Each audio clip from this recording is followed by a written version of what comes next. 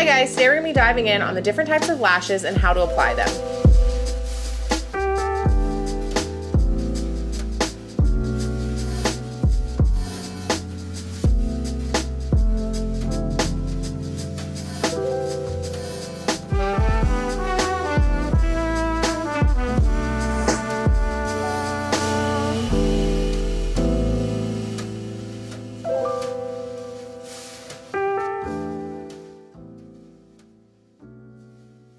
Magnetic eyelashes. So I have tons of different magnetic eyelashes from tons of different brands. I started out just with like the Kiss ones from the drugstore, which they work really well. They're just, I like really big, bold, crazy, fun lashes, and they are more of like those natural lashes. So I started with those, and they usually have 3 to 5 magnets, depending on which ones you get, which brands you get. And those ones, they work really well to start out with, and they're not crazy expensive or anything like that. They just don't have very many styles. I think they have like 3 styles. So you're gonna get bored with it for after a little while. So then I've just kind of graduated into some more online brands. There's tons of online brands out there. Glamnetics, Dollar Lash Club has their own magnetic line now. Chelsea Smith Cosmetics, which I have, you know, pretty much all of hers, and they're really great. She has regular lashes and magnetic lashes. So there's like tons and tons and tons of options out there. So I'm gonna go ahead today and I'm gonna use Chelsea Smith Cosmetics magnetic lashes, and these are her more dramatic ones. She has some sets that have more natural ones, which I would recommend for, like, you know, people who are starting out, because you might get a little overwhelmed with a big crazy lash. But this is the one, this is Mood, and she's more of a dramatic lash, which is what I like. So I'll show you. And again, I've worn these and I didn't clean them off because I'm a bad lash owner. So clean them off. Okay, so if you look here, these have 5 magnets on them. If you look at this little end one, it does look a little bit smaller. That's because I trimmed off this lash here, because this eyelash was just way too long for my eyelid. You can cut them. What I recommend doing is, if you are able to take off enough length to go just to that next magnet, that's great, because you want to have a magnet on either end. If not, then you can physically cut a magnet in half. These are like tiny, tiny, super thin magnets. If you have eyelash scissors, they're very sharp usually. And like, if you see, I literally cut the magnet in half because I knew I wasn't gonna be able to take off enough to get all the way to this next magnet. So that is what you would do to trim these, and you can absolutely trim them. Also, another thing you wanna do is make sure if you are trimming these lashes, you're trimming the inner corner, not the outer corner, especially when like flare ones and stuff like this, because they'll look weird. Make sure you're trimming from the inner corner and then trim outward.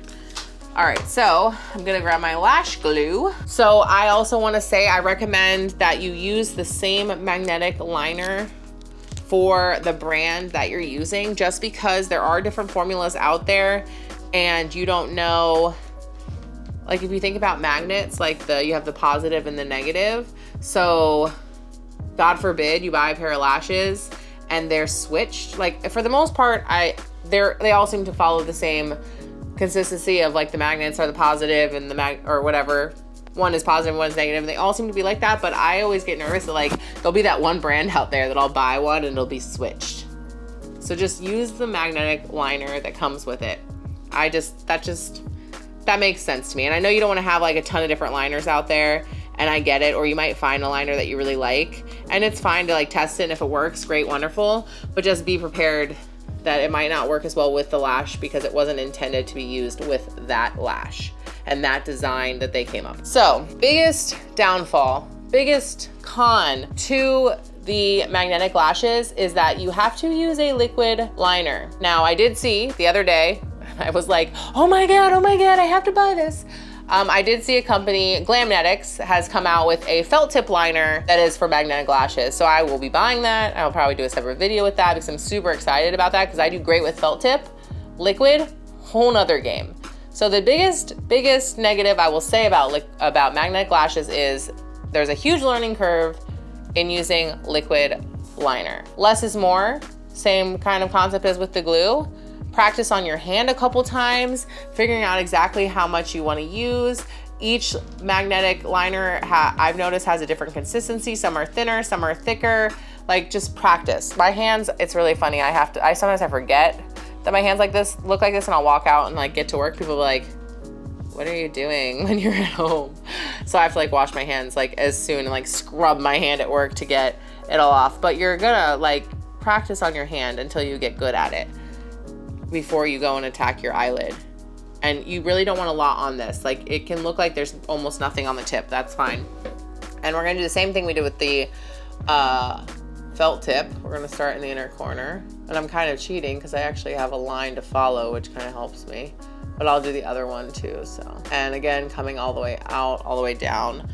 With magnetic glue, always recommend 2 coats. I'll do one eye, go to the other eye, and then go back and do that other eye again, like, and just repeat the process. That way you give it a little bit of time to dry some before you apply the second layer. Once I get a small line, I go back and just thicken it up and make sure that I have enough space for the, and you just want to make sure the thickness of them is, you know, similar. We're gonna go in once we get them on and just go over with a regular liner. You don't have to, you can just do this and be good to go. I always like to go with a regular liner because I know that my lines aren't gonna be really perfect, and I can go in and that lash strip really helps give me a nice guide and I can get it a lot straighter. So I personally do that. You don't have to. The other thing with magnetic liner, you have to let it dry completely. The biggest way to get the most wears out of your lashes with your magnetic lashes is to take care of the magnets. The biggest way to take care of those magnets is to try to get as little product on them as possible. So if you don't wait for it to dry completely, what will happen is the magnetic liner will stick to the magnets instead of staying dried onto your eye. So when you pull them off, you're gonna have magnetic liner on the actual magnets. You have to get that off because if you don't, then they're not gonna stick the next time you use them, and they're just not gonna work as well. And then also I've noticed as if you let the stuff stick on them and stay on them, when you go to take it all off, the magnet, because it's had like product on it for a little while, you can tell the magnet just doesn't look like it's as fresh, if that makes sense. So if you do get stuff on them like this, you can take your little finger and just kind of try to get it off. The only thing is if you do that, you want to be really careful not to pull the magnet off, especially with like the Kiss brand ones and things like that. I noticed the magnets will just pop right off. These ones, they're on a little bit better. So these ones are clean. I'm gonna go ahead and pop these on because I've talked to you guys long enough that my liner is dry. But yeah, one thing is if the liner is dry, that makes a huge difference.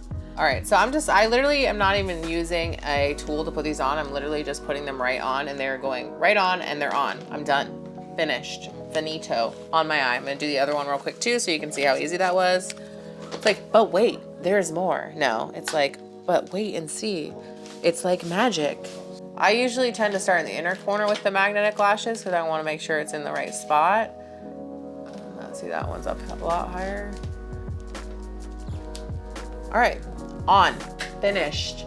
They're stuck to my eyelashes. I will say you can go and just kind of give them a little press if you want. The lash eyeliner still might feel a little tacky to you. That's okay, it'll dry down completely, or I didn't wait long enough and that's why it feels like that. That's also an option. Let me know too if there's any other questions you have, and I can absolutely answer those if I didn't answer them in this video. Give me a little like on this video, I would really appreciate it. If you are new to my channel, go ahead and hit that little subscribe button, and also make sure you hit that notification bell so you get notifications on any videos I do in the future so you don't miss anything that you really wanted to know. And thank you guys for watching. I hope this was helpful, and I will see you on the next video.